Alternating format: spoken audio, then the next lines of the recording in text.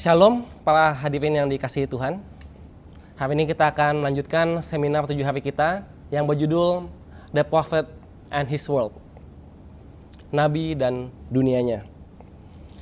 Jadi sebelum memulai sesi hari yang kedua ini, saya ingin mengingatkan sekali lagi bahwa seorang nabi itu seringkali dikaitkan atau diingat melalui pesan yang disampaikannya atau firman yang disampaikannya.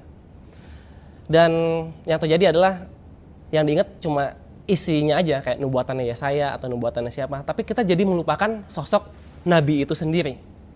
Meskipun tentu ini sebenarnya sesuatu yang bagus ya, karena memang seharusnya firman yang disampaikan nabi itu menjadi fokusnya, bukan nabinya.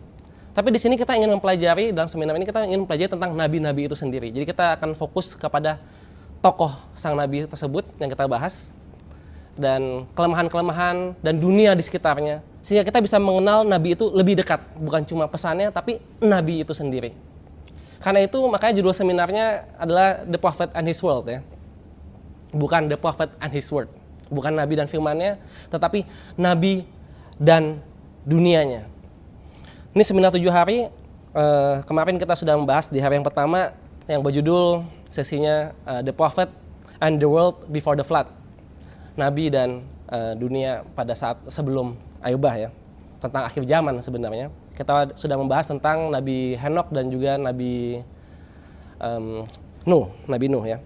Di hari yang kedua kita akan membahas judulnya adalah The Prophet and the Birth of a People. Nabi dan lahirnya suatu bangsa. Di sini kita akan membahas tentang Abraham dan Musa. Di hari yang ketiga, ini satu seri ya. Di hari yang ketiga kita akan membahas The Prophet and Political Power, Nabi dan kuasa politik, kekuasaan politik. Di situ kita akan bahas Samuel, Nathan, juga ada sedikit Saul dan Daud. Lalu di hari yang keempat, The Prophet and Apostasy, Nabi dan kemurtatan. Kita akan fokus dengan Nabi Elia. Lalu di hari yang kelima, The Prophet and Judgment, itu kita akan pelajari kisah Yunus. Di hari yang keenam, The Prophet and the Remnant, Nabi dan umat yang sisa. Itu kita akan bahas sedikit tentang Yeremia dan Daniel. Dan di hari yang terakhir akan dijalankan secara offline. Kita akan bahas The Prophet and the Kingdom of God, Nabi dan kerajaan Allah. Di situ kita akan membahas lebih banyak tentang Yohanes Pembaptis dan Yesus. Jadi dari nabi-nabi yang saya pilih ini, sudah saya jelaskan sebelumnya, ini nabi-nabi yang penuh dengan kelemahan. Contohnya misalnya Nabi Nuh, dia mabok-mabokan. Lalu Musa, dia tidak mau diutus oleh Tuhan. Lalu juga ada Nabi Nathan yang menangisi Raja Saul. Ada juga Nabi Elia yang lari dari Isabel. Bahkan Nabi Yunus, dia lari dari Tuhan. Dan juga ada Yeremia yang selalu meratap dan menangis. Dan yang terakhir ada Yohanes Pembaptis yang imannya lemah saat dia ada dalam penjara yang gelap. Karena kita akan bahas kelemahan ini, karena inilah betul-betul yang menunjukkan siapa Nabi itu sendiri. Yang juga adalah seorang manusia yang hidup di dunia yang berdosa. Dan mereka inilah justru kita bisa lihat, mereka inilah yang dipakai oleh Tuhan. Karena di dalam surat Paulus dikatakan dalam kelemahanlah kuasa Tuhan itu menjadi sempurna. Seperti itu ya. Jadi sebelum kita mulai sesi yang kedua, mari kita sama-sama tunduk kepala, kita berdoa. Bapa kami yang di surga, terima kasih Tuhan karena Engkau telah menghadirkan kami di sini. Kami juga memohon untuk kehadiran Roh Kudus untuk menyertai kami dalam pembahasan ini, supaya kami bisa lebih mengerti tentang nabi-nabi-Mu ya Bapa. Dan berartilah supaya kami bisa belajar bahwa dari kelemahan kami bisa mendapatkan iman dan percaya kepadamu ya Bapa. Terima kasih Tuhan, dan nama Yesus kami berdoa, amin. Baiklah, sesi yang kedua judulnya adalah The Prophet and the Birth of a People. Nabi dan lahirnya suatu bangsa. Jadi ini suatu dunia di mana bangsa-bangsa itu baru mulai terbentuk. Jadi kalau kita ingat pembahasan kita di hari yang sebelumnya, itu terjadi Ayubah ya. Jadi betul-betul dunia sebelum Ayubah yang sangat kejam, sangat jahat, sehingga dibasmi, dibunuh, dibinasakan oleh Ayubah. Jadi dimulai lagi populasi manusia dari awal. Dan kalau kita baca dengan detail misalnya di Kejadian pasal 10, nanti disebut anak-anak Nabi Nuh itu. Sem, Ham, dan Yafet. Dan ada keturunan-keturunannya disebut sebanyak 70 orang. Nah itulah jadi 70 bangsa di dunia. Paling tidak sesuai di Alkitab ya. Salah satunya bahkan yang disebut itu ada namanya Ebra. Nah itulah bangsa Ibrani. Makanya ketika Abraham itu, kalau kita baca di Kejadian, Abraham itu suka dipanggilnya Abraham the Hebrew, si orang Ibrani. Maksudnya adalah keturunan dari Ebra.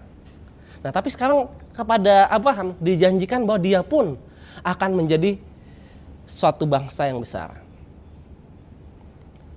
Mungkin sebelumnya saya mau ingatkan sekali lagi terkait Nabi ya. Sebelum kita masuk, maaf kita mundur sedikit. Ini sudah dibahas di hari yang pertama, tapi nggak apa-apa buat yang mungkin belum mendengarkan hari yang pertama. Nabi yang pertama di Alkitab yang disebut itu adalah siapa? Yaitu adalah, kita bisa cari sama-sama. Ini buat yang belum, kita coba sekali lagi ya. Karena ini penting tentang siapa itu Nabi. Kita cari misalnya kalau punya handphonenya bisa coba dibuka lagi. Bisa dibuka terus buka aplikasi Alkitab. Atau kalau nggak punya aplikasi Alkitab bisa juga di website gitu ya, Bible online misalnya, Bible Hub, atau banyaklah aplikasi Alkitab. Lalu dicari, kalau yang bahasa Indonesia, coba dicari kata Nabi. Nah kalau kita cari Nabi di Alkitab, maka akan keluar secara berurutan dari Kejadian dan seterusnya yang ada kata Nabi. Nah ayat pertama yang memakai kata Nabi itu ada di Kejadian 20 ayat 7. Yang bunyinya, jadi sekarang kembalikanlah istri orang itu sebab dia seorang nabi. Nah, dia yang di sini adalah Abraham. Jadi kalau kita mau ngomong secara Alkitab yang eksplisit sekali, nah baru di hari kedua inilah kita betul-betul membahas tentang nabi. Yang paling enggak sama Tuhan langsung sebut dia nabiku. Nah, itu Abraham. Jadi kisah Abraham ini sebenarnya dimulai dengan suatu janji. Di sini kita bisa membuka Kejadian 12. Panggilan Abraham ya. Kita buka Kejadian 12 dari ayat yang pertama. Ini ayat 1 dan kedua aja cukup. Saya bacakan. Berfirmanlah Tuhan kepada Abraham, pergilah dari negerimu dan dari sanak saudaramu dan dari rumah bapamu ke negeri yang akan kutunjukkan kepadamu. Aku akan membuat engkau menjadi bangsa yang besar, memberkati engkau serta membuat namamu masyhur dan engkau akan menjadi berkat. Nah, kata kuncinya untuk seminar kali ini tadi ya. Aku akan membuat engkau menjadi bangsa yang besar. Nah, ini inti dari kisah Abraham. Bagaimana dari satu orang menjadi satu bangsa yang besar. Nah, untuk kita, karena kita nggak mungkin punya waktu untuk bahas kisah Abraham yang sangat panjang, jadi saya hanya milih beberapa aja. Tapi untuk itu pun kita paling enggak mesti pelajari latar belakang dari cerita Abraham ya. Supaya kita bisa betul-betul paham tentang pelajaran kita. Dia memang dipanggil di sini. Nah, ini kita masih ada di Kejadian 12 tadi ya. Kalau kita baca di Kejadian 12 ayat yang keempat ya. Jadi setelah ada panggilan dan janji dari Tuhan, lalu pergilah Abraham seperti yang difirmankan Tuhan kepadanya, dan Lot pun ikut bersama dia. Abraham berumur 75 tahun ketika ia berangkat dari Haran. Jadi dia udah tua, umurnya 75 tahun. Dia berangkat dari Haran. Nah yang menarik kalau di hari yang pertama, di sesi yang pertama kita juga belajar tentang umur ya. Dan kita temukan bahwa mempelajari tentang umur dan kronologi secara akurat itu penting dan bisa memberikan suatu insight. Di sini pun juga demikian. Jadi di sini dibilang dipanggil umur 75 tahun. Padahal kalau kita baca di pasal yang sebelumnya, kita masih di ayat di atasnya pasal 12 ya di Alkitabnya. Di sini kita bisa lihat bahwa di ayat 26, pasal 11 ayat 26, setelah hidup 70 tahun, Terah mempunyai anak Abram, Nahor, dan Haran. Abram disebut pertama kali seolah-olah dia adalah anak pertama. Dibilang ketika Terah umur 70 tahun, dia punya anak. Abram, Nahor, dan Haran. Tapi apakah benar demikian? Nah kalau nggak paham ini, kita bakal banyak miss tentang cerita Abraham. Karena kita ada insight dari perjanjian baru, kita bisa buka Kisah Para Rasul ayat 7, pasal 7. Kita buka Kisah Para Rasul pasal yang ke-7. Ayatnya yang keempat. Ini pembelaan Stefanus. Di sini dia ada sebut tentang Abraham. Nah, ini menarik. Di ayat yang keempat, Kisah Rasul pasal 7. Lalu keluarlah ia, ini Abraham ya maksudnya, dari negeri orang Kasdim, lalu menetap di Haran. Setelah ayahnya meninggal, Allah menyuruh dia pindah dari situ ke tanah ini. Jadi kapan Abraham meninggalkan Haran? Tadi di Kejadian kita udah baca ketika dia berusia berapa? 75 tahun ya. Di sini juga disamakan, dia usia 75 tahun, dipanggil keluar, dia pergi keluar, itu ketika bapaknya meninggal. Nah, bapaknya Abraham siapa? Terah ya. Nah, ini menarik di sini. Karena usia Terah itu berapa ketika dia meninggal? Kita buka di Kejadian tadi. Pasal 11 ayat 32, jadi ayat yang terakhir ya. Umur Terah 205 tahun dan ia meninggal di Haran. Jadi umurnya Terah 205 tahun meninggal gitu kan. Oke, wajar di situ. Lalu kalau tadi kita baca di Kisah Para Rasul, Abraham pergi itu ketika Terah meninggal. Berarti ketika Terah usianya berapa? 205. Ya kan? 25 tahun kan? Terah meninggal, Abraham pas usia 75 tahun pergi.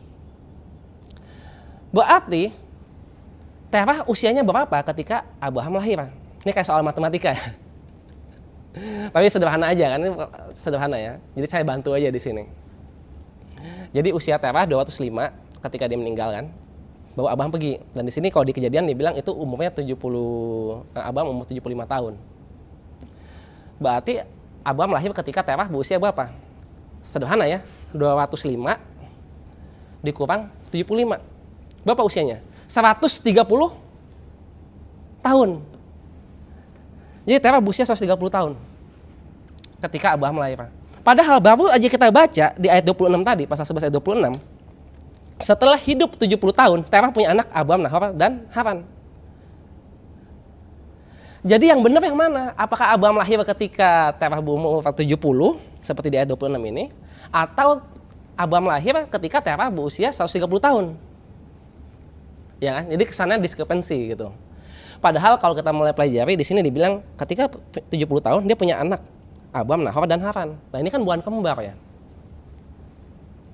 Jadi dia mulai punya anak, Terah punya anak ketika usia 70 tahun. Tapi Abram baru lahir ketika Terah berusia 130 tahun. Berarti anak yang pertama yang lahir itu ketika Terah umur 70 tahun. Siapakah anak pertamanya gitu kan? Apakah, ya pasti bukan Abram ya, karena Abram kan lahirnya ketika Terah usia 130 tahun. Jadi antara Haran atau Nahor. Kalau kita lihat meskipun nggak ditulis secara spesifik, tapi dari tanda-tanda maksud kita baca dari ayat-ayat di Alkitab, anak yang pertamanya kemungkinan besar adalah Haran. Karena makanya dibilang kan Haran pun meninggal di sana gitu kan, makanya nama kotanya ini dinamain Haran juga. Jadi berarti Haran itu lahirnya ketika Terah usia 70. 60 tahun kemudian baru lahirlah Abram. Nah, kenapa kita perlu belajar matematika yang kesannya ngapain sih kita bahas ini kan? Karena ini penting. Karena anak dari Haran ikut bersama Abraham. Siapa anak dari Haran? Lot. Ya. Nah, inilah miskonsepsi yang sering kita miliki. Bahwa ketika Abraham pergi, dipanggil oleh Tuhan, dia pergi membawa, saya bawa ponakan saya yang masih kecil. Ya, karena kalau bawa ponakan kan bayangannya ya masih kecil gitu kan. Jadi Abraham usia 75 tahun, dia mungkin bawa Lot yang masih muda, mungkin 18 tahun. Ya, betul ya. Sering kita bayangkannya seperti itu ya. Bawa Lot masih kecil. Padahal perbedaan usia dari bapaknya Lot, yakni si Haran ini, sama si Abraham, tadi berapa? 130 kurang 70, 60 tahun ya. Jadi artinya apa? Andaikan Lot lahir ketika Haran usianya 60 tahun, ya berarti sama lah umurnya Abraham sama Lot ini. Sebaya gitu loh. Bahkan kalau kita baca di ayat-ayat sebelumnya ya, kebanyakan yang lain, punya anak itu ketika umurnya 30-an. Si taruh aja nih umur 70 baru punya anak gitu kan. Andai kan Lot lahirnya itu lebih awal lagi, ya ini ketika Haran mungkin masih usianya 40, 50, sebelum 60, Lot ini lebih tua daripada Abraham. Paham ya? Lot ini bisa lebih tua dari Abraham. Meskipun memang nggak disebut. Bisa jadi juga kan ketika ternyata Harannya mungkin udah umur 80 gitu kan. Jadi lebih muda 20 tahun daripada Abraham si Lot ini. Tapi di sini minimal kita bisa mulai membayangkan bahwa Lot itu paling nggak ya sebaya lah, seumuran sama si Abraham. Dari sini kita bisa melihat apa? Jadi kalau sebelumnya, ini supaya memahami kisah Abraham ya. Jadi kita bisa paham bahwa kalau sebelumnya kita punya miskonsepsi bahwa Lot itu umurnya masih belasan tahun. Ponakan Abraham, saya mau pergi. Abraham mau pergi kan? Lot, kasihan kamu masih kecil, bapakmu udah meninggal, ayo ikut saya. Kan gitu kan jadi bayangannya kan, kalau Lotnya masih sangat kecil kan. Tapi kalau bayangannya Lot itu sebaya atau bahkan lebih tua, kejadiannya ini terbalik loh. Berbeda, iya nggak? Si Abraham dipanggil Tuhan buat pergi meninggalkan semuanya. Mungkin si Lot ini kasihan. Wah, paman saya nggak punya anak. Pergi sendirian, udah mulai tua. Saya sebagai ponakan, meskipun saya seumuran atau bahkan lebih tua, saya nemenin dia lah. Atau kalau kita berpikir jelek, bisa juga berpikir jelek ya. Dia nggak punya anak, saya ikutin aja, siapa tahu kalau dia meninggal, warisannya buat saya. Bisa jadi begitu. Meskipun nanti kalau kita baca, kayaknya bukan seperti itu. Tapi paham bahwa ini beda gitu ya. Kalau Lot itu sudah tua sekali, dengan Lot yang masih kecil, beda ceritanya. Kalau kita punya pemahaman bahwa Lot ini masih kecil di bawah Abraham, beda jadi ceritanya. Jadi singkat cerita, kita lanjutin lagi untuk latar belakang kisah Abraham ini. Jadi dia bawa Lot yang umurnya sekitar sebaya dengan Abraham. Dia bawa. Tentu salah satu concernnya dia adalah ya tadi dia belum punya anak. Abraham ini belum punya anak, jadi ya kalau ada apa-apa minimal ada yang meneruskan saya, yaitu si Lot ini.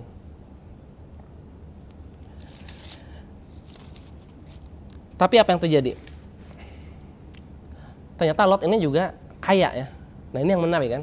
Jadi bukan cuma sekedar anak kecil gitu, nggak punya apa-apa terus dibawain tadi. Lot ini juga kaya, dia juga bawa ternak-ternak dan hamba-hambanya. Makanya ada kasusnya akhirnya mereka berantem. Bukan mereka yang berantem, tapi hamba-hambanya yang berantem kan. Berebutan ladang penggembalaan. Berebut ladang penggembalaan. Sampai akhirnya mereka bilang, udah kita jangan berantem, kita pisah aja. Di sini juga mulai menunjukkan bahwa ternyata Lot itu ikut bukan karena pengen, nanti siapa tahu Abraham meninggal tanpa anak, saya bisa ambil gitu kan. Harta sisanya dia. Kalau iya kan nggak bakal mau misah gitu kan. Saya tempelin aja terus. Saya tungguin dia meninggal, saya dapat warisannya. Enggak kan? Ketika dia dibilang kita misah aja, si Lot nggak apa-apa misah. Jadi bukan dia betul-betul mengharapkan warisan. Jadi di sini kita bisa dipahami, sebenarnya dia nemenin Abraham. Takut kejadian ada apa-apa sama Abraham. Nah, jadi akhirnya ketika mereka diajak berpisah, nah ini juga clue kedua bahwa mereka itu sebaya. Atau bahkan kemungkinan Lot ini lebih tua dari Abraham. Kenapa? Karena ketika mau berpisah, kalau kita tahu ceritanya, bisa dibaca di Alkitab juga. Ketika mereka mau berpisah, Abraham ini nanya ke Lot. Lot, nih luas kan, lihat kanan, lihat kiri. Kamu pilih satu. Kalau kamu pilih tempat itu ke barat, saya ke timur. Istilah gitu ya. Kalau kamu ke utara, saya selatan atau sebaliknya. Lalu menariknya apa? Si Lot melihat tempat yang indah, gitu kan, di lembah Sodom. Intinya dia pergilah ke Sodom dan Gomora karena kelihatannya subur kan. Ini mesti paham ceritanya. Ini kebudayaan timur itu berlaku gitu kan. Sopan santun misalnya, yang paling penting di sini. Aneh nggak? Kalau kita nggak ngerti bahwa Lot ini udah tua, ini kesannya Lot ini anak yang sangat kurang ajar. Kalau kita punya bayangan Lot itu masih kecil, terus ikut bertumbuh besar sama Abraham. Terus ketika akhirnya mau misah berantem, Abang kan kesannya kan ngalah ya, mungkin ceritanya sebagai orang tua gitu. Ini bayangan kita. Lot kamu pilih duluan gitu. Terus si Lot dengan seenaknya langsung ambil, sayang itu yang paling bagus. Jadi kesannya kan Lotnya kurang ajar banget kan. Kamu ini udah dibesarin terus pilih paling bagus. Mestinya kan kalau ada timur apa sih? Kalau dikasih, jangan. Paman kamu yang duluan lah. Kamu pilih duluan. Mestinya gitu ya. Tapi yang menarik di sini adalah si Lot ini nggak ada basa-basinya, langsung, oke, saya pilih yang itu yang paling bagus. Kenapa nggak ada basa-basinya? Karena tadi kalau dia yang paling kebetulan sangat muda dan sangat utang budinya banyak, harusnya kan kayak gitu ya. Tapi kalau dia sebenarnya meskipun secara status dia adalah ponakan, tapi kalau umurnya dia itu lebih tua dari Abraham, paham ya? Yang ditangkap adalah sebenarnya memang secara status dia paman saya gitu kan. Tapi ketika dia ngalah, Lot kamu pilih duluan. Oh ternyata paman saya masih menghargai saya sebagai yang sebenarnya usianya lebih tua. Kalau gitu saya terima aja. Paham ya? Makanya nggak ada basa-basinya di situ. Makanya dipilihlah Sodom. Dan yang menarik sebenarnya kalau cerita agak loncat dikit, kalau ingat cerita di Sodom, ketika akhirnya turun api dari langit ya, membakar itu semua, yang istri Lot apa yang meninggal. Kalau tahu ceritanya kan ketika malaikatnya datang, ini kan kejadiannya sebelum Ishak lahir ya. Jadi berarti kan Abraham sekitar umur 99, umur 100. Ketika malaikatnya datang ke situ, dia kan ketemu sama Lot. Lot, kamu ada keluarga nggak di sini? Lot di situ apa? Udah punya 2 anak. Dan yang menarik kalau dibaca dengan detail, sebenarnya anaknya kayak bukan cuma 2. Cuma sisa 2 yang belum kawin. Yang lainnya udah menikah. Yang berarti yang lebih tua kan? Yang belum kawin biasanya yang lebih muda biasanya. Jadi kalau anak-anaknya udah menikah, dia udah punya anak perempuan yang udah waktunya buat menikah juga, karena setelah itu akhirnya punya anak juga kan. Berarti Lot ini umurnya udah sangat tua gitu. Abraham ini baru mau punya anak lagi gitu. Baru mau punya anak, tapi si Lot udah punya anak, udah mau punya cucu. Bahkan mungkin sudah punya cucu bahkan pada saat itu. Nah itu jadi menunjukkan betul-betul tandanya bahwa si Lot ini usianya udah sangat tua. Nah tapi yang menarik apa? Menariknya adalah kita balik ke kisahnya tadi. Akhirnya ketika ditanya kamu mau ambil yang mana, pilih yang mana gitu kan. Dia pilih Sodom. Pergilah ke situ. Ya toh. Sekarang kita melihat dari sisi Abraham. Si Abraham ini tadi kan pas ngajakin, dia memang yang ngajak Lot juga gitu kan. Kan tentu alasan utamanya apa tadi? Kalau dia bukan, kalau kita udah paham bahwa dia bukan anak kecil yang hilang bapaknya gitu kan. Oh kasihan sini ikut saya gitu kan. Tapi kalau kita paham bahwa dia udah laki-laki yang dewasa gitu istilahnya ya. Artinya apa? Kamu ini calon penerusku. Sebenarnya aku berharap kalau saya nggak punya anak, kamu jadi penerusku. Iya kan? Ya memang harapan si Abraham tadi kan, masalah basa-basi tadi kan. Kamu pilih duluan. Ya harapannya Abraham apa? Mestinya. Jawabannya Lot apa seharusnya? Kira-kira yang di harapannya Abraham. Bukan langsung, ya dah saya pergi gitu. Ya harusnya apa? Oh enggak paman, saya sama paman aja. Enggak begitu ya. Tapi dia pilih misah. Nah jadi ketika Lot pergi, jadi berarti Abraham ada calon penerusnya nggak? Pada waktu itu? Nggak ada. Jadi dia mulai kehilangan. Nah yang menarik, lanjut cerita berikutnya lagi. Setelah si Lot ini pindah ke Sodom, terjadilah perang. Terjadilah perang antara beberapa raja lawan beberapa raja. Raja Sodom ini ikut berperang melawan saingannya sana tuh, Kedolaim Raja Elam sama beberapa rajanya lagi. Singkat cerita, pas berperang kalah. Lot ditawan. Ya, Lot sempat ditawan nih. Jadi ini sebelum kejadian Sodom dan Gomora nih. Jadi dia ditawan.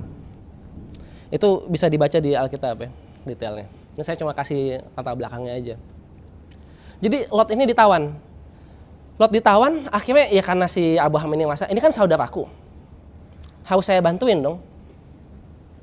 Iya kan? Dan dia harapannya apa? Setelah saya bantu, dan akhirnya betul kan bantu diselamatkan kan. Harapannya apa? Harapannya mungkin si Lot mau balik lagi. Paman, saya salah. Berpisah. Saya sama kamu aja. Dan itu yang diharapkan sama Abraham. Sebelum misah pun, Lot, kamu mau yang mana pilih? Misalkan bilangnya, oh enggak, saya mau sama paman, kita coba cari solusi lain supaya hamba-hamba kita nggak berantem. Misalkan begitu kan. Jadi kesempatan yang kedua nih, dia berharap udah nyelamatin Lot, ayo Lot balik gitu kan. Tapi kalau dibaca dari ceritanya, Lot balik ke Abraham nggak? Enggak ya. Dia balik ke Sodom. Maka ada cerita Sodom dan Gomora kan, berarti kan dia balik ke Sodom kan. Padahal kan habis perang kan berarti kan banyak yang binasa ya. Mungkin hartanya udah banyak yang hilang juga. Ya misalnya emang dirampas, mungkin masih ada sebagian masih ternaknya yang hidup, masih ada mungkin balik. Tapi intinya kan habis perang itu kan ya hartanya udah berkurang drastis kan. Kan itu waktu yang tepat untuk, oh ya, saya salah, kamu yang berhasil melindungi, kamulah emang yang pemimpin di sini gitu, paman, namanya juga paman gitu kan. Iya saya balik, Enggak, dia nggak balik. Dan itu kesempatan buat Lot juga kan. Kalau waktu itu dia balik, dia nggak ada kejadian Sodom dan Gomora. Ya kesempatan pertama pasti dibilang mau pilih, misalnya nggak usah pilih. Terus yang kedua dia udah pilih ke sana kan, dapat kesempatan lagi kedua tuh buat Lot dari Tuhan gitu kan. Mau balik nggak ke Abraham? Nggak mau balik. Jadilah kejadian Sodom dan Gomora. Nah, jadi ketika Lot ini tidak mau kembali, inilah menunjukkan setelah kejadian yang pertama tadi silakan pilih gitu kan. Terus yang kedua diselamatin masih nggak mau balik. Dari situlah Abraham dengan yakin, ya udah, berarti Lot ini bukan calon penerusku.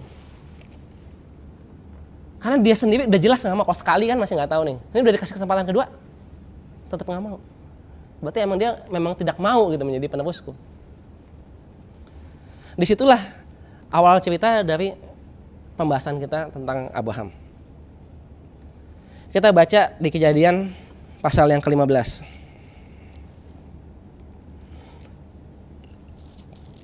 Ayat 1 ya.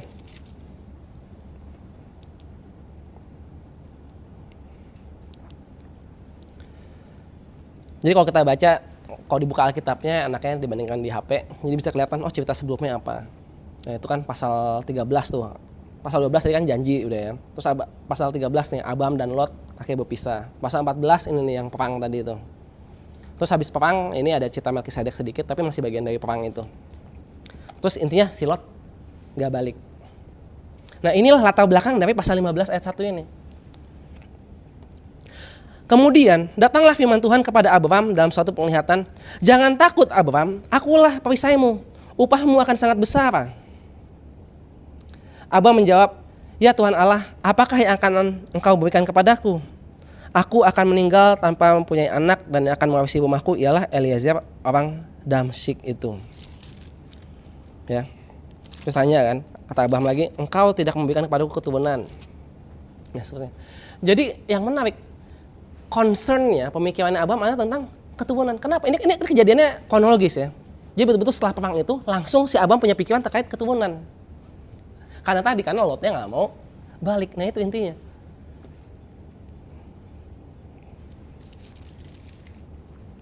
Sehingga akhirnya Tuhan harus mengukuhkan dalam satu perjanjian. Kita baca aja lanjut ya. Kata Abraham ayat 3 ya. Kata Abraham lagi, engkau tidak memberikan kepadaku keturunan sehingga seorang hambakulah yang akan menjadi ahli warisku. Namun datanglah firman Tuhan kepadanya. Orang itu tidak akan menjadi ahli warismu, melainkan anak kandungmu. Dialah yang akan menjadi ahli warismu. Lalu Tuhan membawa Abraham keluar serta berfirman, lihatlah ke langit dan hitunglah bintang-bintang jika engkau dapat menghitungnya. Ia berfirman lagi kepadanya, demikianlah banyaknya nanti keturunanmu. Nah ini yang menarik ya. Jadi situasinya apa? Kita mesti pahami situasinya. Situasinya tadi setelah perang, si Abraham berharap Lot akhirnya insaf gitu istilahnya ya. Insaf mau balik. Ternyata gak mau. Makanya dia kayaknya banyak pikiran, oh jadi gimana nih penerusku berikutnya siapa ya? Apa mungkin Eliezer gitu kan? Kesedihan gitu kan. Terus ketika mau dihibur oleh Tuhan, nah ini yang menarik dari kisah Abraham. Ketika mau dihibur sama Tuhan, dihiburnya dia bilang, sini, keluar gitu kan. Lihatlah ke langit dan hitunglah bintang-bintang jika engkau dapat menghitungnya. Demikian banyaknya nanti keturunanmu. Nah inilah kita mempelajari dunianya Abraham. Jadi kita harus betul-betul membayangkan kita ada di sana. Dibawa keluar untuk melihat bintang-bintang di angkasa. Nah yang menariknya adalah ini dunia zaman dulu, bukan dunia zaman sekarang yang kita tahu jumlah bintang itu udah kayak tak terhingga banyak banget ya kan. Tapi apakah jumlah bintang itu orang zaman dulu tahu bahwa banyaknya itu banyak banget? Enggak kan, cuma berdasarkan apa yang dilihat aja kan. Bukan berdasarkan kalau zaman sekarang tuh ada tambahan teleskop yang lebih bagus gitu ya. Teleskopnya makin kuat, makin bisa lebih kelihatan banyak lagi. Kalau zaman dulu kan berarti apa? Jumlah bintang hanya apa yang kelihatan oleh mata. Apakah jumlah bintang itu banyak? Kalau kita cuma pakai mata. Kalau malam ini kita keluar terus ngeliat ke langit, apalagi di langit Jakarta gitu ya, mungkin bintangnya nggak kelihatan 1, 2, mungkin sedikit sekali ya. Tapi ada yang bilang, oh tapi itu kan zaman dulu, nggak ada polusi cahaya, nggak ada polusi asap. Bayangin kayak zaman sekarang kita pergi ke tempat terpencil banget, terus ngeliat ke langit, kan bintangnya banyak tuh. Betul ya? Tapi itu pun emangnya banyaknya sebanyak apa sih? Sebanyak apa sih bintang di langit? Kita kelihatannya banyak. Kita lihat kelihatannya banyak. Tapi coba dihitung betul tengah malam ya. Coba dihitung Bapak. Oh bagian sini mungkin kalau ngitung susah karena banyak banget gitu ya. Tapi bagian sini mungkin ada sini kayaknya 100. Kan kita bisa mulai petain. Nah, kalau ini 100 ya mungkin segini 100. Ya mungkin cuma beberapa ribu doang. Kita pikir nggak mungkin lah, pasti banyak banget. Tapi kita zaman sekarang karena kita di Indonesia kita pakai rupiah gitu ya. Jadi kalau bilangnya 100.000 kesana, ya ini cuma satu lembar kecil gitu kan. Tapi kalau bayangin betul-betul satu itu adalah satu benda gitu ya. Ribuan itu banyak. Ribuan itu banyak. Jadi apa yang kita pikir banyak itu cuma ribuan. Bahkan kalau menurut ahli yang pakai foto dan kamera yang kekuatan pandangannya itu sesuai mata manusia, katanya sebenarnya jumlah bintang itu cuma 3.000 pada langit malam. Sebenarnya mungkin lebih ya, tapi yang bisa diidentifikasi gitu. Karena ada sebagian mungkin nggak tahu ini bintang atau enggak, kok kayak asap gitu kan, makanya dibilang Milky Way. Tapi yang betul-betul bisa di pinpoint dengan pasti gitu, itu cuma 3.000. Anggaplah yang nggak bisa dengan pasti dihitung juga gitu, mungkin 3 kali lipat, 4 kali lipat, ya paling 10.000. Andai kan lebih deh, paling banyak pun 100.000. Paling banyak pun 100.000. Tapi kalau menurut ahli sebenarnya cuma 3.000. Nah, pertanyaannya, bayangkan lagi tadi menjadi Abraham. Tiba-tiba surat langit, nah sebanyak itulah keturunanmu. Mau dihitung sebanyak-banyaknya mungkin. Kalau Abraham pintar, terus tadi bisa pakai statistik gitu kan. Wah, bagian utara ada sekitar 5.000 gitu misalnya. Sini 5.000. 5.000 berarti kan, setiap satu arah angin mungkin 5.000, ya cuma 20.000. Pertanyaannya 20.000 itu banyak atau enggak? Apakah 20.000 itu angka yang banyak? Ya kalau kita cuma bayanginnya keluarga, misalnya di gereja ini mungkin misalnya 200 gitu sekitar. Ya kalau 20.000 ya banyak gitu kan.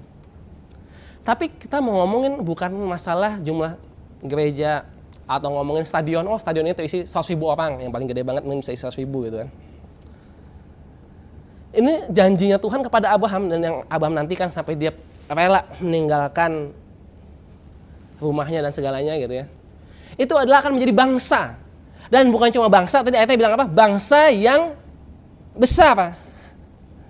Kalau kita ngomongin bangsa, ada kan Abraham melihat 5.000, 20.000. Apakah itu bangsa yang besar 20.000? Oh zaman dulu mungkin besar, kan populasinya nggak sebanyak sekarang. Iya betul juga kalau sampai 20.000 banyak. Kalau tadi hitungan saya tadi cuma 3.000, tapi anggaplah 20.000 gitu. Apakah itu bangsa yang besar? Nah ini kita makanya penting melihat dunianya pada saat itu. Abraham kenal dengan Mesir. Dia pernah pergi ke Mesir juga kan. Mesir itu dibandingkan bangsa yang lain tentu itulah yang disebut bangsa yang besar ya kayak begitu. Kalau bangsa-bangsa lain mungkin nggak bangsa yang besar. Jadi kalau mau disamakan dengan Mesir itu kalau menurut ahli, saya pernah baca, zamannya Musa, sebenarnya Musa sedikit setelah Abraham sih, itu sekitar 4 juta orang gitu, perkiraan estimasinya. Populasinya Mesir 4 juta. Anggaplah zaman Abraham mungkin masih sebelumnya, anggaplah 1 juta. Nah, bangsa Mesir aja 1 juta orang.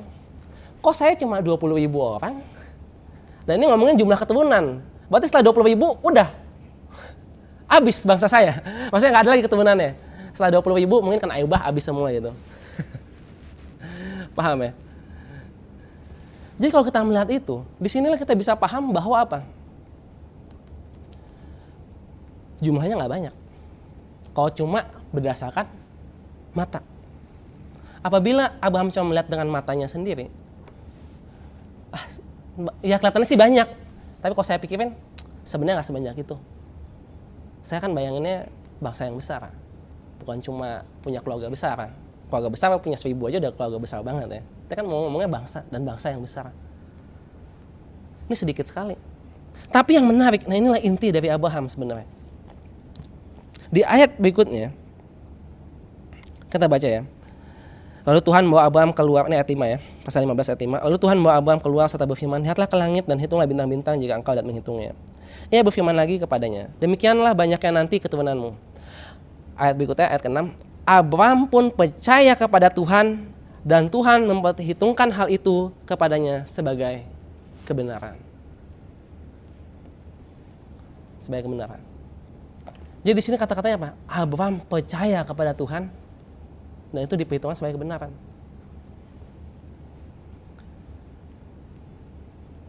Ini menarik tadi kan. Padahal dia lagi dalam, tadi kita udah paham situasinya, dia lagi dalam situasi yang lemah. Calon penerusnya yang tadi dia mulai ada harapan lagi, siapa tahu dia sekarang balik, nggak balik. Lemah. Siapa yang bakal meneruskan aku? Ya, si Eliezer orang Damaskus itu. Terus tiba-tiba Tuhan kesannya, kalau kita lihat dengan cara pandang yang salah gitu ya, kesannya Tuhan malah mengolok-olok gitu kan. Iya tenang aja, Tuhan bakal banyak seperti bintang di langit. Iya banyak sih, tapi apa cuma segitu? Jadi bisa jadi down gitu. Tapi bedanya di sinilah perbedaannya Abraham gitu loh. Di sini Abraham bilang, Abraham percaya. Saya percayakan aja sama Tuhan. Dan percayaan inilah yang akhirnya baru bisa dijawab secara pasti di zaman modern ini. Yang sekarang kita udah tahu jumlah bintang di langit ternyata bukan cuma berapa ribu, bukan cuma yang kelihatan oleh mata. Jumlah bintang di langit adalah 3 kali 10 pangkat 23. Itu banyaknya lebih banyak daripada pasir di laut. Tapi hampir semuanya tadi tidak kelihatan. Yang kelihatan cuma berapa ribu doang. Nah itulah iman. Melihat apa yang tidak kelihatan. Abang bisa melihat yang tidak kelihatan. Saya percaya kepada Tuhan.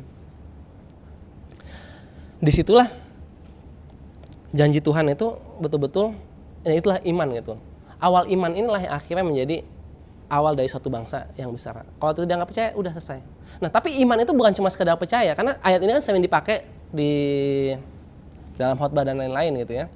Ya inilah betulan pembenaran oleh iman, hanya iman saja, iman saja. Tapi iman yang sebenarnya adalah iman yang diuji. Iman yang diuji. Nah, iman yang diuji itu apa? Dalam kisah Abraham, imannya diuji kapan? Yang paling terkenal adalah ketika dia diminta untuk menyerahkan anaknya. Ishak ya, diminta untuk menyerahkan Ishak. Itu ada di Kejadian pasal 22. Ini ceritanya menarik. Sekarang kita agak lompat, tapi intinya kan karena Abraham percaya, ya itulah akhirnya dijadikan oleh Tuhan, singkat cerita kan, dikabulkan, akhirnya dia punya anak gitu, yang Tuhan menggantikan. Kan dibilang dari darah dagingmu anakmu itu, bukan dari yang lain. Akhirnya dapat nih betulan darah daging gitu kan, anak yang betul-betul dari darah dagingnya Abraham, yaitu si Ishak. Nah tiba-tiba jawaban janjinya itu yang udah terjawab setengah gitu kan, nggak semua kan, belum jadi bangsa yang besar gitu. Tapi kayaknya ini jadi satu-satunya harapan katanya mau menjadi bangsa yang besar gitu. Tiba-tiba sama Tuhan dia bilang apa? Pasal 22 ayat 1 ya. Setelah semua peristiwa itu, Allah menguji Abraham. Ya berfirman kepadanya, Abraham, lalu sautnya, ya Tuhan, firman-Nya, ambillah Ishak anakmu yang satu-satunya yang engkau kasihi, pergilah ke tanah Moria dan persembahkanlah dia di sana sebagai korban bakaran pada salah satu gunung yang akan kuberitahukan kepadamu. Keesokan harinya pagi-pagi, Abraham bangun, memasang pelana kedainya dan memanggil 2 hambanya beserta Ishak anaknya. Ia juga membelah kayu untuk korban bakaran, lalu ia berangkat ke tempat yang diberitahukan Allah kepadanya. Pada hari ketiga, Abraham melayangkan pandangannya, ia melihat tempat itu dari jauh. Dan seterusnya. Dan kita udah tahu ceritanya kan. Di sini saya cuma pengen ambil kata pada hari ketiga. Karena ceritanya udah tahu ya. Habis itu singkat cerita kan akhirnya dibawa ke atas. Terus ternyata pas Ishaknya mau disembelih dibilang stop gitu kan. Akhirnya digantikan ada domba untuk menggantikan Ishak. Tapi di sini kata kuncinya adalah yang menarik 3 hari. 3 hari lamanya perjalanannya. Jadi dari tempat rumahnya Abraham sampai ke Gunung Moria itu 3 hari. Nah, oke ini baru satu kata kuncinya. Ada kata kunci yang kedua. Sampai kita lanjut lagi sedikit. Apa yang dibawa Abraham ketika akhirnya dia naik ke Gunung Moria?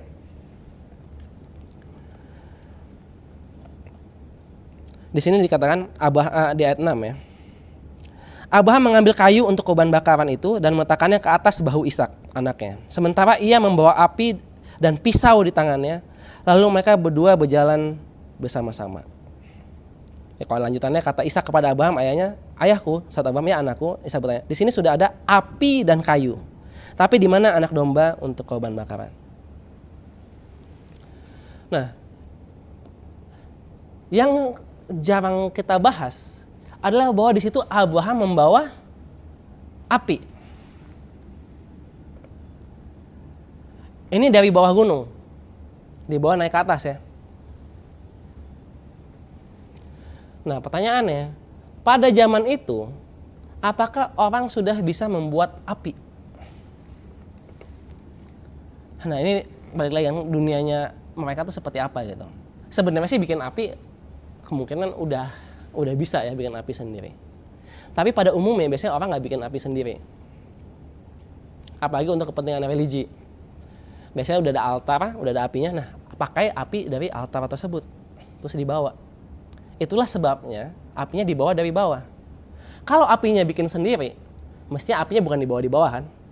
Mesti udah nyampe ke atas baru bikin api, iya nggak? Kalau di sini dibilang dia bawa api dari bawah, berarti apinya bukan bikin sendiri. Karena kalau bikin sendiri, kenapa bikinnya nggak di atas aja, lebih gampang? Ini masih mau bawa kayu, mau bawa apa? Masih mau bawa api juga, ya kan? Kalau dia bisa bikin api sendiri, dimana kemungkinan udah bisa, mestinya bikinnya di atas. Tapi kenyataan bahwa dia membawa apinya dari bawah, berarti api ini tadi opsi yang kedua, bukan pas bikin masalah bikin api sendiri, tapi ini adalah untuk kepentingan religi. Jadi apinya dipakai dari altar yang udah ada, yaitu dari rumah. Paham ya? Jadi nggak boleh pakai api lain. Nah, inilah istilahnya kalau pernah dengar yang ceritanya anaknya Harun meninggal karena membawa api asing. Nah, itu api asing itu berarti bukan api dari altar yang selama ini udah ada, yang apinya datang dari Tuhan, tapi bikin api sendiri, itu maksudnya. Nah, jadi berarti Abraham ini kalau bawa apinya dari bawah, bukan masalah bikin apinya di bawah, karena kalau gitu kan bisa bikin di atas kan. Berarti ini apinya dibawa dari rumah. Nah, tadi kata kunci yang saya udah bilang harus diingat adalah 3 hari perjalanan. 3 hari perjalanan. Berarti si Abraham ini membawa api dan menjaganya tetap menyala selama 3 hari. Termasuk bahkan menyala sampai ke atas ya, sampai ke atas puncak. Sekarang bayangkan saudara menjadi Abraham. Ini kan dibilang korbankan Ishak. Betul ya? Diminta korbankan Ishak. Korban itu tadi kan yang pasti dia pisau juga, terus bawa kayu, karena bawa kayu buat sembelih, buat dikorbankan. Korban zaman dulu pakai api, dibakar gitu kan. Jadi apinya juga dibawa. Nah, jadi ketika dia membawa api itu, mungkin bentuknya obor. Ya, saya nggak tahu juga kan, pasti bisa kebakar habis kan, mungkin dipindahin ke obor berikutnya atau apa, tapi mesti api yang sama gitu. Bisa dipindahin atau mungkin tambahin apalah, minyak atau apa. Tapi ini api yang sama yang dibawa dari rumah tadi. Nah, jadi bayangkan ketika dia membawa api itu, dia paham sepenuhnya bahwa api inilah yang akan menghabisi anaknya. Karena Abraham nggak tahu nih apa yang bakal terjadi di atas nanti. Pokoknya saya ikutin kata-kata Tuhan. Saya bawa api ini. Nah, ini pelajaran penting bagaimana iman Abraham diuji. Karena kebanyakan orang nggak bakal seperti Abraham. Kira-kira ketika kita membawa api itu, kalau kita jadi Abraham gitu kan, kita akan menjaganya dengan sepenuh hati atau justru malah setengah hati. Kebanyakan orang, saya kasih tahu ya, karena nanti kita coba lihat prakteknya aja gitu. Kebanyakan bakalnya setengah-setengah aja, setengah hati. Karena saya tahu nih, kalau kebetulan, karena saya jaga setengah hati gitu ya, kalau tiba-tiba dia mati, entah kena angin yang kenceng gitu misalkan, kena hujan atau apapun itu, lupa nyimpannya di mana, terus belum ditambahin minyaknya atau apapun, tiba-tiba mati gitu kan, oh yaudah, berarti kan nggak jadi ngobanin, atau istilahnya jadi ngobanin tapi mesti balik lagi pulang, lama gitu kan. Kalau udah nyampe pulang nanti tanyain nama istrinya gitu kan, kamu kemana, mau ngobani makin susah, mungkin nggak jadi. Jadi kalau manusia biasa, mungkin harapannya adalah, ya saya jaganya setengah hati aja deh. Mudah-mudahan api ini, ya mungkin gak usah disebut gitu kan, gak enak gitu kan. Tapi kalau apinya mati, berarti anak saya gak jadi dikorbanin. Tapi kenyataannya apa yang terjadi di sini? Ini lagi perbedaannya Abraham dan betul-betul imannya Abraham gitu. Apa yang terjadi? Dia menjaga api itu justru dengan sepenuh hati. Itulah bentuk iman gitu. Tahu dari mana menjaganya sepenuh hati? Ya pertama memang kan tuh nyampe 3 hari sampai ke bawah. Tapi kata kuncinya tadi kalau kita lihat yang dibawa, ya, kita baca lagi ya. Abraham ayat 6 ya. Abraham mengambil kayu untuk korban bakaran itu dan meletakkannya ke atas bahu Ishak anaknya. Sementara ia membawa api dan pisau di tangannya. Jadi berarti apa? Apinya ini nggak pernah dititipin. Dia yang jaga sendiri. Itu bukti bahwa dia betul-betul menjaga. Padahal kalau dititipin kan, atau sebelumnya yang mungkin hambaku kamu yang pegang. Mudah-mudahan dia jaganya nggak benar. Kalau saya yang pegang terus mati kan salah saya juga gitu kan. Saya tipin aja ke hamba saya. Kalau hamba saya tiba nggak jaga dengan benar karena ngantuk apa mati ya udah bagus gitu kan. Tapi kenyataan bahwa dia selalu megang di sini kan kayu aja kan dikasih ke anaknya karena hambanya udah tunggu di bawah kan. Tapi api tetap mau dia yang pegang. Itu bukti bahwa dia betul-betul mau menjaga api itu hingga akhir. Padahal api itu dan kata kuncinya sama kan, mereka disamain pisau. Inilah yang akan membunuh gitu kan. Itu yang dijaga sama dia gitu. Kalau api ini habis, kalau pisau kan mungkin nggak bisa habis gitu ya, tetap ada. Tapi kan api ini yang bisa jadi alasan gitu. Kalau apinya mati, mungkin anak saya jadi yang nggak jadi saya korbanin. Tapi dia jaga terus. Padahal banyak kita kalau manusia biasa, kita bakal cari-cari alasan kalau disuruh Tuhan suatu yang tidak baik gitu ya. Maksudnya kita pikir nggak baik buat kita gitu kan. Jual hartamu misalnya, sederhana. Atau mungkin disuruh apa yang buat kita kayaknya capek gitu. Kita bakal setengah-setengah dan kalau ada sesuatu terjadi, ya bisa cari-cari alasan kan. Ini kalau gini, begitu. Tapi di sinilah Abraham justru tetap menjaga api itu bahkan hingga titik terakhir pas udah mau mendaki dia nggak titipin ke anaknya, saya yang pegang. Karena api itu melambangkan iman dari Abraham itu sendiri. Dan itulah yang dipakai Tuhan. Itulah yang dipakai Tuhan. Maksudnya pakai Tuhan, bukan pakai Tuhan, maksudnya itulah yang dilihat Tuhan gitu. Itulah yang dilihat Tuhan. Apinya tetap dia jaga, makanya akhirnya dibilang stop. Berarti kan kelihatan kesungguh-sungguhannya itu adalah terbukti dari ya apinya itu dibawa sampai akhir dan pisaunya itu siap dihunuskan. Ya itu intinya. Itu bukti nyata bahwa imannya iman bukan cuma iman kaleng-kaleng, tapi iman yang disertai tindakan. Dan dengan itulah Ishak tidak jadi mati, tetap hidup. Paham ya? Jadi inilah kita dalam kehidupan kita sehari-hari. Seringkali kita pikir, kalau apinya mati anak saya hidup. Kalau saya bisa ada alasan-alasan ini, saya nggak usah perlu melakukan apa yang Tuhan minta. Tapi menarik kalau kita udah melihat cerita secara holistik, justru karena apinya hidup, makanya Ishak hidup. Kalau pakai secara dunia tadi kan, kalau apinya mati, Ishak jadi hidup. Kalau apinya tetap hidup sampai ujung, ya Ishak jadi mati. Itu pikiran dunia kan. Tapi kalau kita paham cara pikir Tuhan yang dilihat dari Abraham ini, iman yang betul-betul disertai perbuatan, justru karena apinya hidup, Ishak hidup. Andai kan apinya mati, apa yang terjadi kira-kira? Mungkin nggak ada nih, Alkitab ini nggak jadi begini, bentuknya mungkin bisa lain. Kalau apinya hidup, kalau apinya mati, ya nggak terbukti imannya si Abraham ini. Ya mungkin Ishaknya jadi mati beneran bahkan kan, beneran turun api dari langit. Buat Tuhan nggak susah beneran api doang dari langit. Nah itulah pewujudan dari iman Abraham. Tapi Tuhan kan tahu masa depan, itu memang Tuhan udah melihat imannya si Abraham. Maka dari awal udah dibilang di pasal 15 tadi, di pasal 15 di ayat yang ke-6, Abraham pun percaya kepada Tuhan dan Tuhan pertuan hal itu kepadanya sebagai kebenaran. Jadi yang ujian itu cuma buat ujian, cuma buat pembuktian aja. Tapi sebenarnya di titik ini Tuhan udah melihat imannya Abraham. Dan karena itulah kenabiannya Abraham betul-betul dinyatakan. Nah tadi kita lagi bahas Abraham sebagai nabi gitu kan. Ini yang membuat dia pantas dan layak menjadi nabi. Iman yang dipegang teguh itu. Makanya disinilah ada Abraham memiliki nubuatan. Jadi kan tadi kan nabi itu harus ada nubuatannya, bernubuat gitu. Di sini kalau kita baca setelah kejadian pasal 15 ini ya, yang memandang bintang-bintang, kita baca di ayat ke-13. Ini balik pasal 15 lagi ya. Firman Tuhan kepada pasal 15 lagi ayat 13. Firman Tuhan kepada Abraham, ketahuilah sungguh-sungguh bahwa keturunanmu akan menjadi pendatang di suatu negeri yang bukan milik mereka, dan bahwa mereka akan diperbudak dan dianiaya selama 400 tahun. Nah inilah nubuatnya Abraham. oh itu kan Tuhan yang membuat. Ya memang nabi itu dapetnya dari firman Tuhan maksudnya, tapi tentang masa depan ini maksudnya. Turunanmu akan menjadi budak 400 tahun. Tetapi bangsa yang akan budak mereka akan kuhukum. Sesudah itu mereka akan keluar membawa harta benda yang banyak.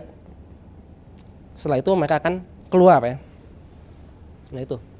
Inilah nubuatan langsung diberikan kepada Abraham karena kasus iman dia tadi. Maka dititipkanlah kebenaran. Maksudnya kebenaran tentang masa depan, itu nubuatan gitu. Ini dari kasih dari awal. Kamu akan punya keturunan sebanyak bintang di langit. Oke, semuanya. Oh dia percaya, oke. Keturunanmu tapi nanti akan diperbudak. Tapi tenang aja, setelah 400 tahun dia akan keluar. Nah itulah Abraham menjadi nabi di sini. Jadi iman yang kuat itulah yang menjadikan dia seorang nabi. Dan kalau kita ingat pelajaran di yang pertama, hari yang pertama ya, kita bahas tentang kalau nabi itu intinya selalu ada yang nabi yang menubuatkan dan ada nabi yang menyatakan kegenapan. Kalau Henok bilang tentang Ayubah, yaitu Nuh kan, dia juga ngomong tentang Ayubah tapi menggenapi apa yang udah dari zamannya Henok tadi, yang ketika Nuh pun belum lahir pada zaman Henok itu. Di sini nabi pemenuhan nubuatannya siapa? Musa ya, yang membawa bangsa Israel keluar dari Mesir. Nah kisah Musa ini juga menarik. Bagaimana dia memenuhi nubuatannya dan bagaimana ini terkait dengan lahirnya suatu bangsa. Musa, kisah kelahirannya ini sangat menarik. Dari namanya ini udah sangat menarik, Musa. Kita buka kitab Keluaran.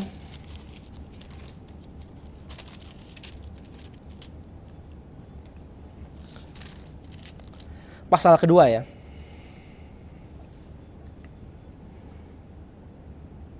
Ya untuk menghemat waktu aja. Mungkin kita nggak baca semua, tapi kan sebagian besar dari kita saya percaya udah tahu kisahnya Musa. Ketika singkat cerita semua bayi mau dibunuh, bayi laki-laki mau dibunuh oleh Mesir, oleh Firaun. Terus akhirnya disembunyiin, terus akhirnya dialirkan ke sungai. Lalu adalah seorang putri Firaun lagi mandi di sungai itu.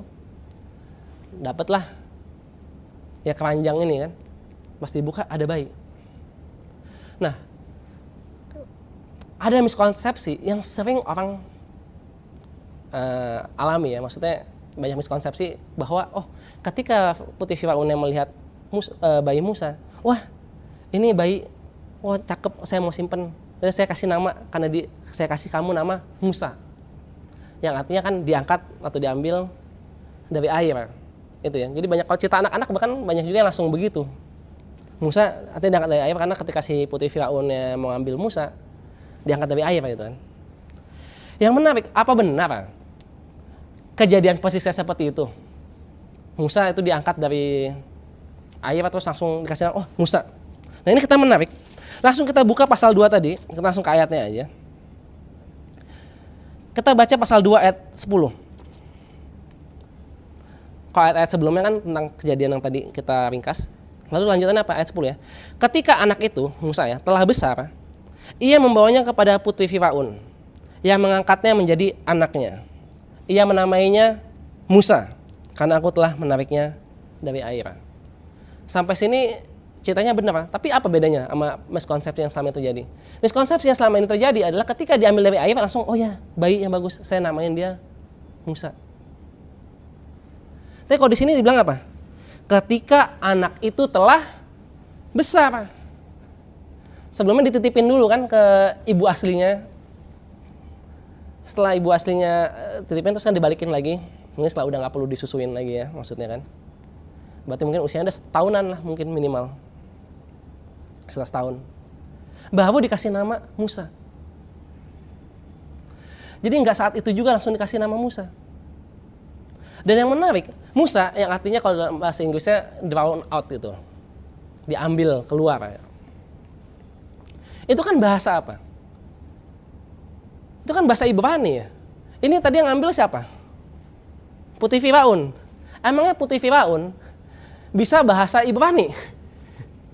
Apa Putri Firaun bisa bahasa Ibrani gitu kan? Oh ya mungkin aja. Apa bener? Kayaknya maksa banget itu. Putri Firaun loh. Firaun itu raja di Mesir, kerajaan yang luar biasa. Sedangkan Ibrani ini bahasa budak. Buat apa seorang putri bisa belajar bahasa Ibrani?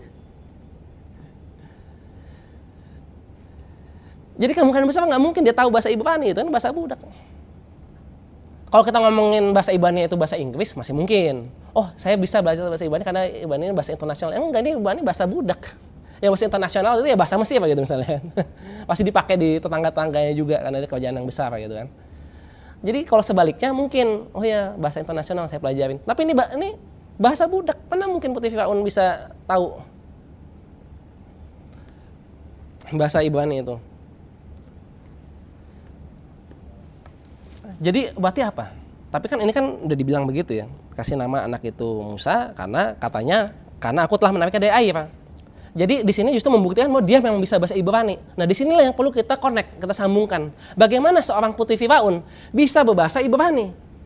Yang menarik kalau kita baca ceritanya, sebelumnya dia akhirnya mengenal ibunya Musa secara langsung. Dan ketemu sama Miriam ya. Lalu Miriam kenalin sama ibunya. Nih, Anda bisa jadi inang susu gitu kan. Nah, jadi kemungkinan besar bagaimana dia bisa bahasa Ibrani adalah kan pasti karena berinteraksi dengan orang Ibrani. Siapakah dia interaksinya dengan siapa? Ya dengan mamanya Musa. Ketika mamanya Musa lagi menyusui, mungkin si putri Firaun ini nih ya sering datang mengunjungi gitu kan. Lama-lama belajar bahasanya sedikit-sedikit. Saya pengen kasih nama yang artinya begini. Oh, dikasih tahu lah. Akhirnya dikasih nama Musa. Diambil keluar dari air. Nah, jadi hanya karena kebaikan sedikit dari si putri Firaun yang ada anak dia mau selamatin, ternyata dia jadi mengenal Tuhan. Nah, ini yang menarik. Di dalam banyak tradisi, termasuk Yahudi, ibu dari bukan ibu ya, tapi putri Firaun ini yang mengangkat Musa, ini itu udah dianggap sebagai nabi. Nah, ini menarik kan? Kalau di Katolik kalau nggak salah ibu Musa, ya maksudnya putri Firaun ini juga dianggap sebagai saint. Ya, tapi kenapa sampai dianggap nabi? Kalau saint kan maksudnya mungkin orang baik gitu ya. Kenapa dianggap sebagai nabi? Karena dengan menamakannya Musa itu tadi.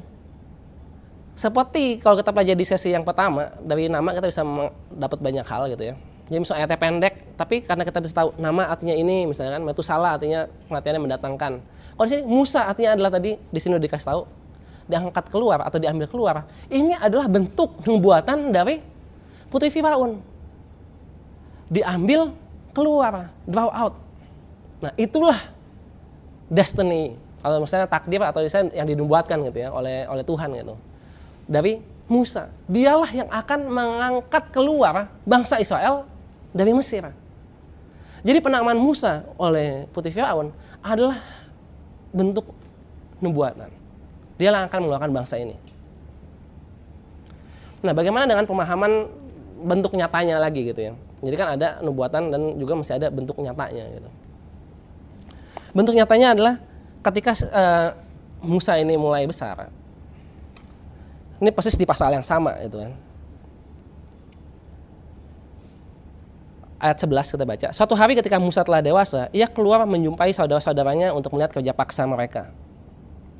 Lalu melihat seorang Mesir memukul seorang Ibrani, seorang dari saudara-saudaranya itu. Ia menoleh ke sana. Lalu ia melihat seorang Mesir memukul seorang Ibrani, seorang dari saudara-saudaranya itu. Ia menoleh ke sana sini dan ketika ia melihat tidak ada orang, ia membunuh orang Mesir itu dan menyembunyikan mayatnya dalam pasir. Ini menarik ya. Berarti dia langsung beraksi gitu kan. Kenapa? Mungkin pengen menyelamatin orang sebangsanya. Kenapa? Mungkin dia udah menyadari, saya ini suatu hari akan menyelamatkan bangsa saya. Sebagai putra angkat dari putri Firaun, pasti dia sangat terpandang gitu. Pasti ada pendidikan. Pasti dia tahu kisah Yusuf. Yusuf jadi Perdana Menteri di Mesir. Dan pasti dia tahu Yusuf itu orang Ibrani. Dia pasti punya namanya teladan. Saya pengen jadi seperti itu. Saya pengen memimpin. Saya punya takdir. Ada nubuatan. Akan keluar dari Mesir. Wah, ini pasti tugas saya. Banyak orang kayak gitu ya. Semua istilahnya kan, semesta sepertinya ngarah ke situ. Saya harus begitu. Dan saya mau melakukan. Tapi melakukannya apa? Dengan caranya sendiri. Ya seperti ini kan, lihat bangsanya lagi dianiaya kan, di sini ya, memukul seorang Ibrani, terus akhirnya dia bunuh orang Mesir itu. Padahal orang Mesir kan mandornya gitu ya, mungkin lagi cambuk atau apa gitu kan. Mungkin di situ dia mau menyelamatkan. Itu dengan caranya sendiri. Yang menarik dari cerita ini dan banyak orang salah mengerti adalah di ayat berikutnya. Karena dia disembunyikan dalam pasir ya mayatnya. Terus ayat 13, ketika keesokan harinya ia keluar lagi, ia mendapati dua orang Ibrani tengah berkelahi. Ia bertanya kepada yang bersalah, mengapa engkau memukul temanmu? Tetapi ia menjawab, Siapakah yang mengangkat engkau menjadi pemimpin dan hakim atas kami? Apakah engkau bermaksud membunuh aku sama seperti engkau telah membunuh orang Mesir itu? Musa menjadi takut sebab pikirnya kejadian itu tentu telah ketahuan. Ketika Firaun mendengar tentang kejadian itu, ia berupaya untuk membunuh Musa. Nah, kayak Musa melarikan diri. Di sini ada di cerita ini banyak orang nggak ngerti gitu. Karena pasti pertanyaannya. Kenapa ini kan si Musa mau ngebelain bangsanya, budak-budak ini kan, orang Israel. Kan udah jelas dibelain tuh, orang Mesir aja dibunuh. Terus sekarang kejadian ketika dia mau ada orang sebangsa itu lagi berantem, mau diselamatkan, kalian jangan berantem. Kan keren ya, kesannya kan kayak pemimpin banget gitu kan. Kalian jangan berantem, harusnya kan kalian bersatu gitu kan. Sebagai bangsa yang tertindas, mungkin suatu ketika kita bakal melawan penjajah kita gitu istilahnya. Tapi orang Ibrani kesannya di sini apa? Udah dibantuin gitu kan. Pertama udah ditolongin, orang Mesir itu menganiaya ini. Terus lagi berantem mau dilepai, kan dibantuin juga kan. Kok pas mau dibantuin tapi orang Ibrani ini kesannya malah apa? Malah ngeyel gitu kan, malah bilang apa? Malah di sini dibilang ya. Siapakah yang mengangkat engkau menjadi pemimpin dan hakim atas kami? Apa kamu maksud membunuh aku gitu kan? Seperti kamu membunuh orang Mesir itu kan? Dan kesannya kayak mau dilaporin gitu kan istilahnya. Aneh kan? Kok kesannya ini dua orang Ibrani ini tidak tahu terima kasih, padahal Musa mau membantu. Paham ya? Aneh nggak? Paham keanehannya di sini? Kok udah dibantuin tapi orang masih malah kayak begini? Ya satu sisi mungkin jawabannya sederhana, namanya juga lagi emosian berantem gitu kan. Tapi di sini kita harus paham tadi kan dunia dari nabi-nabi itu sendiri. Ini Mesir, Pak. Kerajaan superpower, Pak. Pertanyaannya, ketika mandor Mesir ini dibunuh, terus dia dikubur, Pak, dalam pasir, Pak. Kalau kita cuma ngomongin tempat biasa dan nggak ngerti konteksnya, ya udah nggak ketahuan, sederhana kan. Tapi ini Mesir, Pak. Paham ya? Nggak usah Mesir deh, kerajaan biasa aja gitu. Mandor ini kan berarti kan orang kerajaan ya, petugas gitu kan. PNS meninggal, diselidikin nggak? Pasti diselidikin, ya toh. Kalau diselidiki kira-kira siapa yang akan jadi tersangka? Ini kan ceritanya nggak kelihatan orang nih. Kalau mandornya, ya pasti lihat jadwal mandor gitu kan. Jangan kira zaman dulu gak ada penjadwalan ya. Mereka sebelum ini aja udah bikin piramida gitu. Udah pasti sangat organisir begitu kan. Jadi pasti kalau mandornya ini meninggal gitu kan, hilang, pasti gampang banget ditelusurin, iya nggak? Dia ngebawahin siapa? Terakhir habis lagi ngebawahin siapa gitu kan? Timnya kan, tim yang lagi disuruh lagi bikin sesuatu itu kan. Pasti yang diselidiki siapa? Orang Ibrani yang lagi dianiaya itu, iya nggak? Betul ya? Yang diselidiki pasti itu kan. Nah, sampai detik itu, ini udah hari berikutnya kan, masih belum ketahuan. Sampai detik ini masih belum ketahuan kan, setelahnya lagi baru ketahuan. Pas kesannya bilang mau dilaporin gitu. Masih belum ketahuan. Kalau belum ketahuan, tandanya apa? Berarti orang yang dianiayanya itu tutup mulut. Kalau mau, dia bisa bilang, Musa membunuh. Tapi kayaknya dia bakal dianiaya nggak? Ini orang Ibrani tadi ini kan lagi dianiaya sama orang Mesir. Maksudnya aniaya mungkin bentuknya cambuk aja atau apa? Ayo kerja gitu kan atau apa? Terus tetap dibunuh gitu kan? Terus akhirnya dia pasti diselidiki, ya kan? Kalau dia mau selamat kan tinggal bilang aja, enggak, yang bunuh bukan saya. Yang bunuh si ini. Buktinya gini-gini, kejadiannya kayak gini-gini, kan bisa ngomong gitu kan. Tapi dia tutup mulut. Pasti makin dianiaya lebih keras lagi. Dan itu mungkin steam ya bapak orang gitu kan. Pasti dianiaya lebih keras lagi. Tapi kenapa belum ketahuan? Karena meskipun dianiaya lebih keras, mereka terdiam. Nah, kalau bisa paham cerita ini, bisa paham pemikiran ini, jadi jelas apa yang terjadi berikutnya. Tiba-tiba ada dua orang Ibrani lagi berantem. Berantemnya kenapa? Memang nggak dibilang. Tapi kemungkinan besar apa? Kalau kita masih dalam konteksnya. Kita laporin aja si Musa itu. Ngapain kita tutup mulut terus? Kita laporin aja si Musa. Ngapain kita tutup mulut, kita rugi?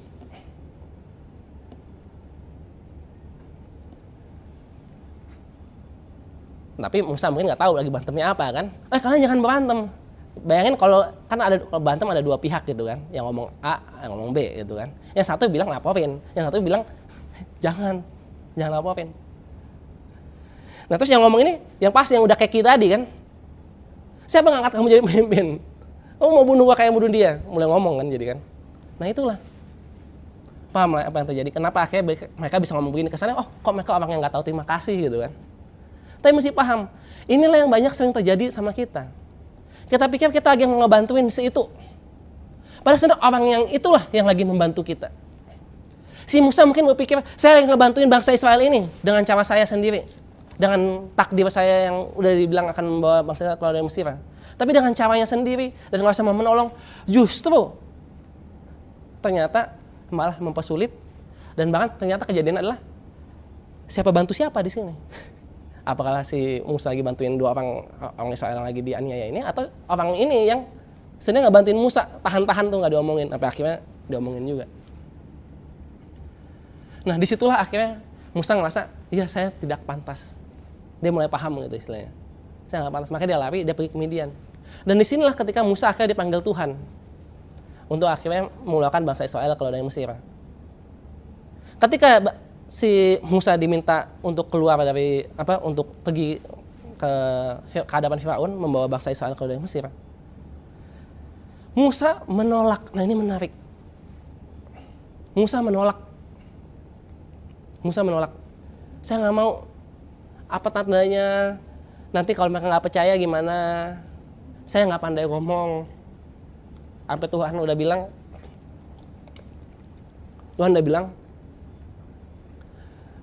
siapa yang menciptakan mulut? Ya kan? Ya misalnya kamu nggak usah khawatir, kan aku yang menciptakan mulut itu kan. Tapi akhirnya sampai terakhir pun Musa bilang, enggak, Tuhan kirim yang lain. Nah kenapa Musa bilang seperti itu? Karena dia ngerasa tidak pantas. Ini menarik karena berbeda. Seringkali kita ngomongin penginjilan zaman sekarang, juga sering juga ngomongin tentang nabi-nabi gitu kan. Yang dipakai buat penginjilan dan nabi-nabi adalah dipanggil Yesaya gitu kan. Oh, Yesaya bilang, ini aku, utuslah aku. Tapi kita lupa bahwa ada nabi-nabi yang lain. Ya, contohnya adalah, yang di sini adalah Musa, jangan kirim saya. Karena dia merasa tidak pantas. Dan yang menarik ini juga ketika dia lagi dipanggil itu, usianya umur 80 tahun. Dan Musa hidup 120 tahun. Jadi Musa hidup 40 tahun pertama itu adalah menjadi pangeran di Mesir.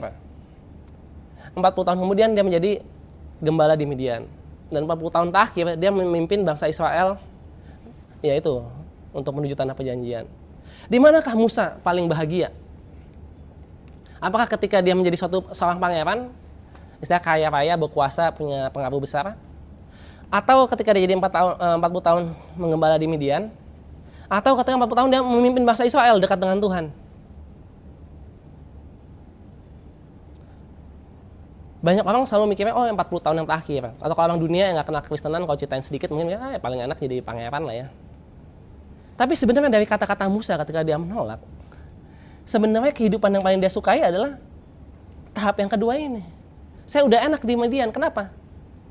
Memang saya nggak kaya, tapi saya damai, ada punya keluarga, punya secukupnya, hidup berkecukupan udah paling oke. Ya pastinya nggak 40 tahun di Mesir, makanya dia lari juga. Bukan 40 tahun memimpin bangsa Israel. Karena kalau kita baca kisah Musa, kita bisa lihat bahwa Musa itu hidupnya sangat stres ketika memimpin bangsa Israel. Meskipun dia dekat dengan Tuhan ya, tapi sangat stres di situ. Dia sangat stres. Ini ayat terakhir buat menunjukkan ya bagaimana stresnya jadi Musa itu. Kita buka Bilangan 11 ayat 24 sampai 30.